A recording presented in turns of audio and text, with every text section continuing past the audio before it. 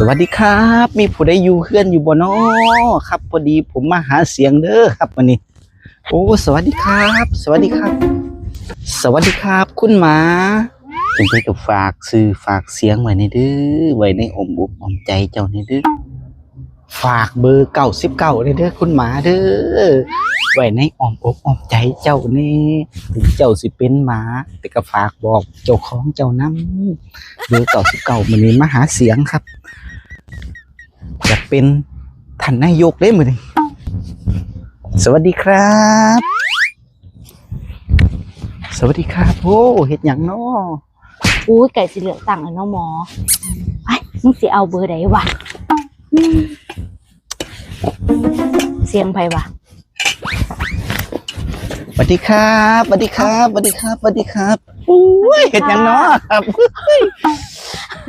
สวัสดีครับเบอร์99เด้อครับเด้อ มาแต่ไสล่ะพ่อใหญ่มาแต่ไส นี่ล่ะลูกหลานบ้านเฮานี่ล่ะแม่ใหญ่ โอ้ซื้อหยังเจ้าน่ะ ฮะ ซื้อหยัง ชื่อท่านสย สยโอ้เบอร์หยังก่อนคะ ฮะเบอร์99 อ๋อ ครับโอ้เบอร์ ตำ อื่น มะ ให้ ฮุ บ่ งค่ะมาแม่ตำมะฮุงตำมะฮุง ตำบักหุ่งบ่ครับ อยากอยู่เด้ เอามาเด้อ บ่เป็นหยังครับแสบหลายเนาะอุ้ยลูกสาวบ่นี่น่ะ แม่นลูกสาว คืองามแท้ หนูน้ำได้พอค่ะ โอ้งามได้พออู้ยแม่ขี้ร้ายบ่หยอกเอาครับ ว่าได้ล่ะพ่อใหญ่ หันว่าสิแหล้วว่าสิมาผากพี่ผากน้องนะครับ ซอยเลือกเบอร์99นี่เด้อน โยบายเจ้านั้นเป็นหยัง โอ้ ขอทาฟังอยู่ นโยบายค่อยบอก เออ กะนโยบายก็บ่มีหยังหลาย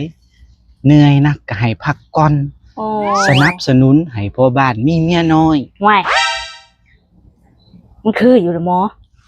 นี่บ่เฮ้ย เป็นตะเลือกอยู่ติพ่อใหญ่นโยบายแบบนี้ก็ได้ อุ้ยจังซี่เลยแม่ใหญ่ บ่ บ่แม่นว่าจังซั่นเด้สนับสนุนให้พ่อบ้านมีเมียน้อยหนึงซุมแม่บ้านก็สิได้สบาย เป็นหยังคือว่า เอ้า จังซั่น มีคนเฮ็ดเวียกซอย มีคนหาเงินซอย คุณน่ะ เออฝากเลยเด้อครับเด้อเบอร์99มื้ออื่นมื้อนี่ละ บ่ กินตำหุงขาดกับแก้มเนาะ แมนอยู่ค่ะ ผมกับบุ้มยังไรฝากสนับสนุนเนี่ยเด้อครับ มันหยังก่อนเนาะ เบอร์99ไปม่วงไม่ม่วงเอาไว้ซื้อกับแก้มกับหมูไปก่อนเด้อครับเด้อสวัสดีครับ สวัสดีครับไปเลยเด้อครับเด้อไปเลยเด้อครับเด้อไปแล้วครับสวัสดีครับ เอาโอ้มาจากทางไหนเนาะ